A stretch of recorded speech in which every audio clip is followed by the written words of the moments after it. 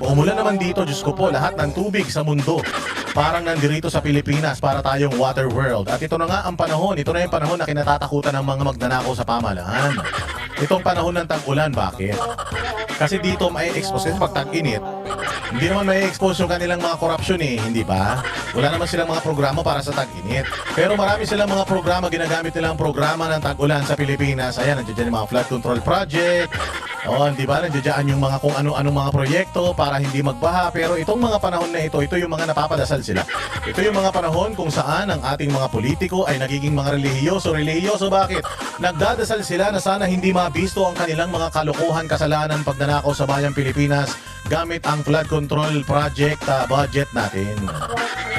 Na sana hindi bumiga yung kanilang mga substandard na tulay. Na sana hindi lumutang magbahain yung mga lugar kung saan nandoon yung mga ghost projects nila ng mga flood control. Ito po yung mga panahon na yun kaya talagang todo ang kanilang dasal, nagiging madasalin sila. Napupuno ang server ng langit sa dami ng panalangin ng mga korap na mga politiko, magnanakaw ng mga politiko sa Pilipinas na sana hindi masyadong malalakas ang mga ulan sa kanila dahil mabibisto ang kanilang mga proyektong bukod sa substandard yung iba ghost projects pa. Hindi ba? Kaya mga bossing, tayo ay tayo magdasal din naman. Bagamat magdasal tayo na sana ay walang mapahamak ngayong tag-ulan dahil alam naman natin ang 2025 budget, actually 2026 budget ay wala pong masyadong mga proyekto para sa flood control dyan. So ibig sabihin kung noon may proyekto para sa flood control, yung mga baha ay supposedly mahihigop nitong mga flood control projects na ito, may pera para sa flood control, binaha tayo. Lalong-lalo na kaya ngayon hindi nila binadgetan yung flood control ng Pilipinas, hindi nila binadgetan yan. So pag hindi nila binadgetan, anong ibig sabihin? Ibig sabihin, i-expect na natin na sobrang dadami at lalalim ang baha sa bayang Pilipinas. Bumabaha na nga tayo ng mga magnanakaw sa pamahalaan. Baka bahain pa ang ating mga tahanan. Kaya naku po, magdasal tayo sana hindi naman madamay ang ating mga kababayan dahil kababayan na nagbabayad sa kakawatanan sa mga kapag nananakawan ng mga nasa gobyerno na ito. Kaya magdasal tayo sana hindi naman masyadong magbabaha ngayon para hindi naman tayo masyadong apektado, di ba? Walang project, walang budget para sa flood control ngayon. So i-expect natin kung matindi ang pagbabaha noong 2025 na may trilyon budget para sa flood control ngayon. Sigurado ako dahil walang budget, mas matindi ang kakaharapin natin ng mga baha ngayon. Kaya kayo, gumawa na kayo ng mga sarili ninyong paraan kung paano ninyo maso-survive itong ulan. Alam natin yan pag umulan dito sa bayang Pilipinas, lahat ng tubig sa buong mundo nandito. Parang dito binubuhos lahat ng Diyos ang ulan. Oo, grabe. Dito pa naman pag umulan kahit saglit lang, Diyos ko po, nalulunod ang lahat ng mga ipis at daga sa daan. Ano pa ba mga pag-uusapan natin bukod dyan? Naku po, eto matindi. Matindi itong kumakalat ngayon na balita. Naku po, ayan na. Ang baklang mabantot. Ang baklang abogadong bobo. Nakamag-anak yata ni Larry Gadon ay sinuspindi na Supreme Court 1 taon ang kanyang pagiging abogado. Apektado ba si Tarantado? Para sa akin, di man apektado yan. Paano man maapektuhan yung ulol na yan? Bayaran daw yan kita nyo naman kung paano ipagtanggol niyan ang mga Marcos, paano ipagtanggol ang mga Romualdez. Sigurado, busog na busog, kapayat nitong bakla na ito noon Ngayon, kita nyo naman, pagkatapos ng kanyang pisngi, balikat na. So 1 taon na sinuspinde ng Supreme Court ang kanyang lisensya sa pag-aabogasya. Okay man lang, wala namang kliyente itong ulol na ito. Yung pagiging abogado naman ito ay titulo lamang. Hindi naman ito abogado na magaling, na significant. Hindi naman ito abogado na maraming mga kliyenteng umaasa sa kanya. Dadalawa man lang ang kliyente nito, hindi niya pa inaabogado. Dalawa lang ang kliyente nito. Si Marcos at saka si Romualdez lang. Hindi naman niya inaabogado sa korte, inaabogado lang niya sa social media at sa mainstream media. Bilyonaryo, nakakadiri kayo Yung inyong tawag diyan program host. May kaso ng ay tinanggal ng Supreme Court ang kanyang pagiging abogado ng isang taon. Oy, gawin mo ng habang buhay, Falsis. Wala ka naman silbi eh. Hindi ka naman nagpa-practice eh. Ginagamit mo lang naman yung pagiging abogado mo para magmukhang magtunog matalino ka eh. Pero sa totoo lang, putyang inang yan, inaabogado mo lang naman yung mga magnanakaw sa bayang Pilipinas eh. Wala ka naman talagang kliyente. Wala ka nang kliyente, tinanggalan ka pa ng pagiging abogado. So, Jesus Falsis ka na lang ngayon, hindi ka na attorney. Isang taon yan. Oh, so ibig sabihin, Diyos ko po, alam nyo ba kung bakit ito na bakit ito natanggal bilang isang abogado sa loob lamang ng isang taon. Sabi ko nga siguro anak ito ni Larry Gadon. Oo, talunin mo si Larry Gadon. Si Larry Gadon 2 beses na disbar yun dahil sa katarantaduhan niya. Total naman, sumusunod ka rin lang naman sa yabag niya o parehas lang naman kayong magaling mang-urat. O ayan, sundan mo na rin siya. Kung siya naging 2 beses na disbar, ikaw gawin mong 3. Ang masaklap nito, sandamukal ang kaso nito kay Toby Chanco at kay Robin Padilla. Oy, kung ang Supreme Court mismo naniniwala na walang kredibilidad itong taong ito, na itong taong ito ay walang reputasyon at balasubas ito. Oy, nako, delikado siya sa kanyang mga kaso. Eh baka gamitin pa itong kanyang pagkakasuspindi dahil totoo naman eh. Ginagamit naman talaga niya yung kanyang pagiging abogado para manira ng kapwa niya, lalong-lalo na ng mga politiko na hindi pasok na kalaban ng kanyang mga amo. Ayok na yan. Oo, ayan, hindi na, paano na yan? Nung abogado, hindi na naliligo ito, di lalo na ngayon. O paano ba naman baluktot ang nito, baluktot ang paninindigan nito. Dati galit na galit itong mga dilawan tae na ito. Galit na galit ang mga ito sa mga Marcos ngayon. Ngayon pinagtatanggol ng mga Marcos. Ano ba ang nitong Falsis na ito? Ano ba yung naging kaso niya? Bakit siya ay dinisbar ng hindi naman dinisbar. Siya ay tinanggal ang kanyang pagiging abogado. Ito nung June 15 kahapon, hindi ngayon lang. Oo, nakalagay dito SC. Nakalagay dito SC suspends. Ayan nakalagay SC suspends lawyer for vulgar words in social media po. Gumagamit daw siya ng mga masasamang salita. Kasi ang mga abogado, dapat yan, matitino yan mga yan. Dapat yan sila, panig sila lagi sa katotohanan at dahil sila nga ay officer of the court. Dapat talaga as much as possible, hindi sila nagbibigay ng kanilang mga personal na opinion patungkol sa mga bagay-bagay, mga gano'n. And aside from that, mga bossing, dapat lagi silang matitino. Ang kanilang mga pananalita ay laging maayos, pasok sa code of standards, code of ethics ng mga abogado. Pero wala naman kasing ethics ito, lalong-lalo na walang ethics ito. Mahilig na ito sa ethics. Ethics, hindi ethics. Ayun naman, mahilig ito sa walang ethics pero mahilig sa ethics. Ayun ang problema. So ito, bakit siya sinuspinde? The Supreme Court or SC has suspended a lawyer for using vulgar words in a social media post. In a decision written by Associate Justice Joseph Lopez, the SC's Second Division found Attorney Jesus Falsis III or Attorney Falsis guilty of simple misconduct and suspended him from the practice of law for 1 year. Hindi pa ginawa forever. Hindi naman niya nagagamit yung kanyang pinag-aralan. Kahit naman kahit naman hindi ka abogado, basta kaya mong ipagtanggol ang mga Marcos, katulad ng mga bobo, mga vlogger ng mga administrasyon. Okay naman yan. Nag-abogado ka pa para mag-abogado ng mga kawatan sa Pilipinas. The case arose from a Twitter post made by Attorney Falsis defending his brother Nico against accusations related to a qualified theft complaint filed by Chris Aquino. Naku po, ang kapatid pala nito kawatan. Ang kapatid pala nito magnanakaw. Ayon dito kasi sinampahan ng kaso ni Chris Aquino ng qualified theft. Ibig sabihin nagnakaw siya ng may sakit na yung tao, ninakawan nyo pa. Grabe naman kayo. Kasi parang ang alam ko, malapit yata or parang public relations officer o aide ng ni Chris Aquino o manager o kung ano man, alalay, balalay, kung ano man, itong kapatid niya. Na ayon kay Chris Aquino, ninakawan siya. Nako, magnanakaw yung kapatid. Tapos, pinagtatanggol niya, may history naman pala.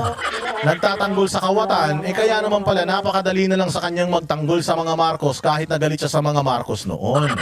Kasi tagapagtanggol pala ito ng mga kawatan. Ayon dito ha, sa report na ito. Kaya naman pala kaibigan niya si Romualdez, kaibigan niya si Bongbong Marcos, sanay naman pala ito magtanggol sa mga wangkata o kawatan.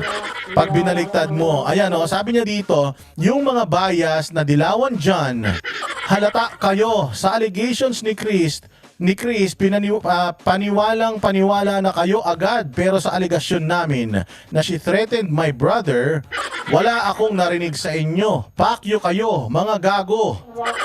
Check your cognitive biases. Oy, galit na galit siya. Galit na galit siya kapag ka-bias sa kanila.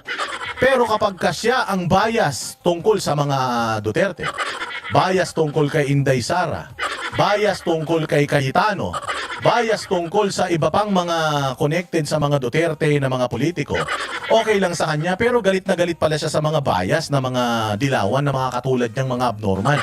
Pare-parehas kayo mga dilawan, pare-parehas naman kayo mga bias at saka mga wala kayong prinsipyo eh. Kayo nagkakagatan, mantakin mo, dilawan na nga si Chris Aquino, ninakawan pa siya ng dilawan na kapatid nito ni Jesus Palsis, di umano ha.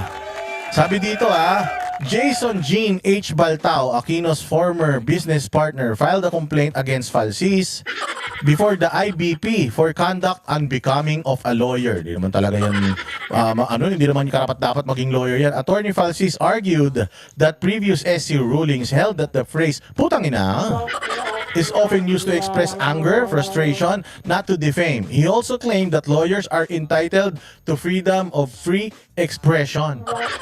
Pag sila pwedeng gumamit ng putang ina. At ano lang daw yun? Frustrations lang daw yun. At freedom of speech daw yun. Oo, pero kapag meron namang mga dinidimanda na mga vloggers din, yung mga kaalyado niya, dahil nagmumura, dahil nag-express ng kanilang mga saloobin, hindi naman umiiyak itong buwakan ng bakla na ito. So double standard ang hayop. Hindi ba? The IBP found that Attorney Falsis violated the Code of Professional Responsibility and Accountability CPRA by using offensive language and recommended a penalty fine and reprimand. Alam nyo na na reprimand na ito ng Supreme Court noon dahil nga sa kanyang mga mga klase ng pananalita. Na-correct na siya. Tapos ngayon naman, nasuspende na yung kanyang lisensya. Tago mo na muna yan. Tago mo naman yung lisensya mo, wala namang silbiya, wala ka rin namang wala ka rin namang kliyente. So sabi dito, the SC agreed with the IBP's findings but imposed a heavier penalty on suspension. Under Canon 2, Section 4 of the CPRA, lawyers must be dignified, gender-faired, child and culturally sensitive. And language in both their professional and personal dealings. Kay professional, kay personal, pag abogado ka, hindi ka dapat balasubas. So okay lang sa kanya ma-disbar. Wala naman siya kinikita bilang abogado. Palagay ko mas malaki kinikita nito bilang birador ng administrasyon at ng mga kawatan sa gobyerno. They must not use abusive, offensive, or improper language, whether spoken or written, including on social media. Such conduct undermines the dignity of the legal profession. Wala naman dignidad yan. Meron ba dignidad yung mga sumusubo ng titik?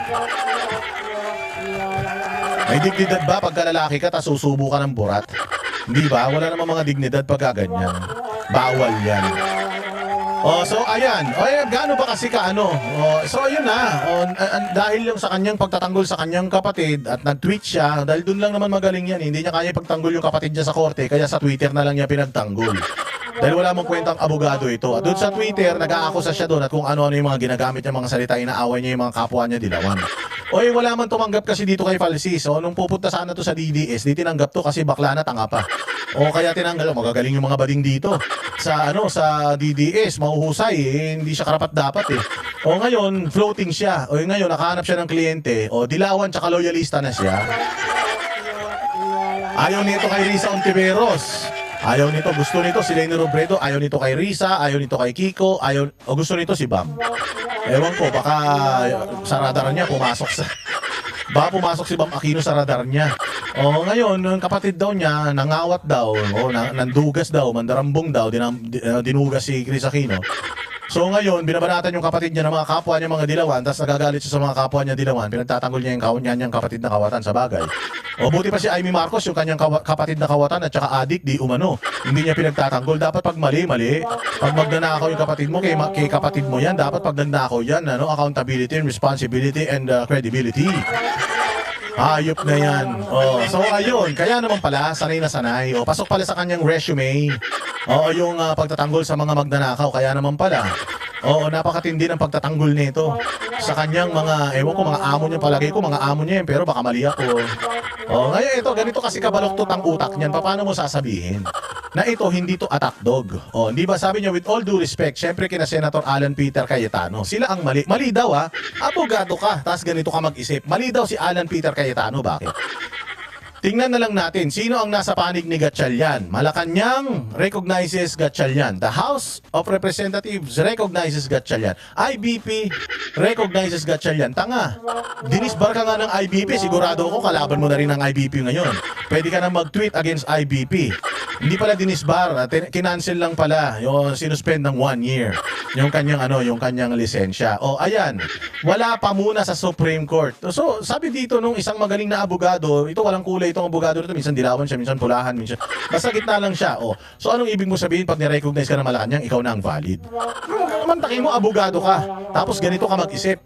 Meron tayong Korte Suprema at alam naman natin, alam yan ang lahat ng mga abogado ng Korte Suprema, ang final arbiter ng ating bayang Pilipinas. Alam natin yan na ang Korte Suprema, mga bossing, yan ang nagdidesisyon sa mga bagay-bagay sa bayang Pilipinas, lalo na sa mga usaping legal. Hindi sila pwedeng magdesisyon sa mga usaping politikal, pero pwede rin sila mag-intervene basta may nagsampa ng kaso sa kanila. Pero sa mga ganitong mga bagay-bagay, konstitusyon ang pinag-uusapan. Konstitusyon ang pinag-uusapan dyan, numero ng boboto, quorum and all. Siyempre, konstitusyon. So, ibig sabihin, pag sinabi ng Malacanang, yun na yung tama kay Falsis, gago ka pala . So, ibig sabihin, nung panahon ng martial law, panahon ni Marcos Sr., dahil lahat ng mga sinabi niya, ibig sabihin, tama. So pag sinabi ni Marcos Sr. na dapat tanggalin ang Congress at ang Senate at naging diktador siya, tama siya dahil Malacanang siya, ganun. Di ba? Ganun ang sinasabi niyo. Tingnan na lang natin sino ang nasa panig ni Gatchalian. Malacanang recognizes Gatchalian. So ibig sabihin, kung ano nire-recognize ng Malacanang, yun ang tama. So ang ibig sabihin, kung ang Malacanang sinasabi hindi dapat magpa-drug test si Bongbong Marcos, bagamat hinihiling ng taong bayan na magpa-drug test siya, dahil ayaw ng Malacanang kung anong gusto ng Malacanang, masusunod. Nung panahon ni Marcos Sr., ang daming mga maling desisyon ng Malacanang. Hindi ba? Yung mga dilawan, kayo nga yung mga naunang nag-rally-rally, never again, never again. Tapos ngayon, pag sinabi ng Malacanang, tama na sa'yo kagad, abogado ka pa man din na turingan. Kaya nga dapat to, hindi lang to isang taon na matanggal, dapat to, madisbar to . Dahil kung may mga abogado na ganito ang takbo ng utak, parang jukebox, pag nilagyan mo ng pera sa bibig, pag nilagyan mo ng pera sa tumbong, sigurado ako kung sino naglagay ng pera sa tumbong, ipagtatanggol niya yun. Malacanang recognizes Gatchalian, House of Representatives recognizes Gatchalian, IBP recognizes. So ano nga yun? Sabi ko nga sa inyo, if these three organizations ba tawag dito, recognizes Gatchalian, bakit nagpapatay sila ng mga comment section ng kanilang mga Facebook pages? At alam nyo ba, mga bossing, na ang taong bayan, sabi ko nga, di ba, nung naghihiring kayo dyan sa Senado, hindi, yung consultative meeting dyan sa Senado, ilan lang ang nanonood sa inyo?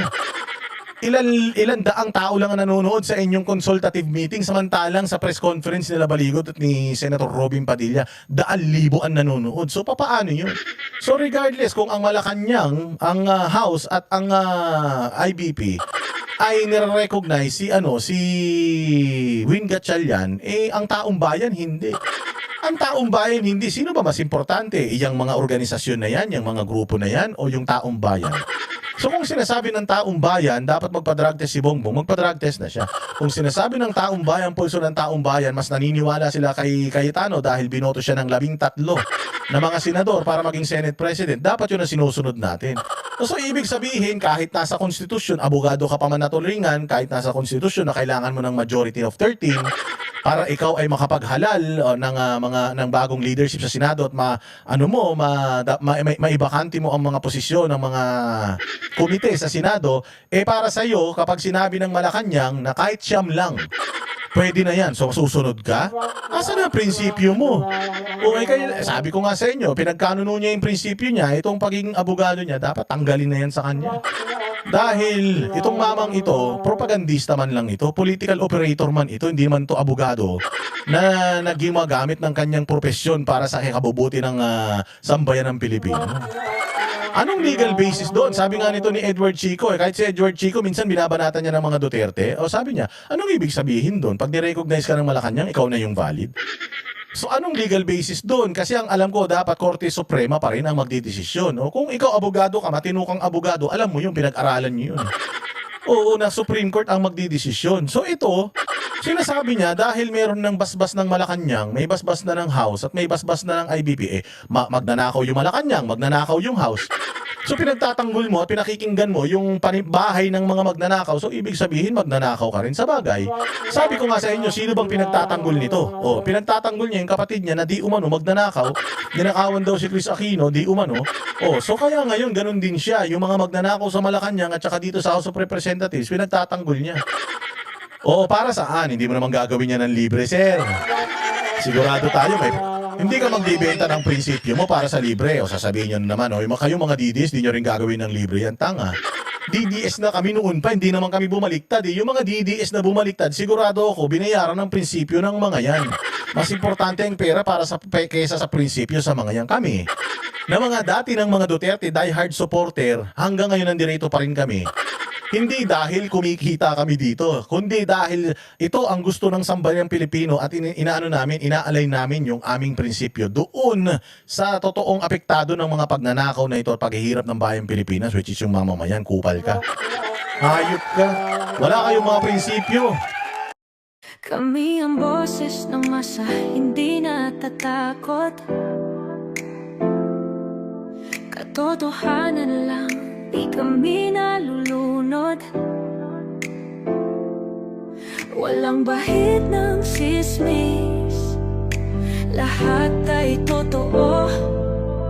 Kahit sino ka pa, pag mali ka babanatan ka. Walang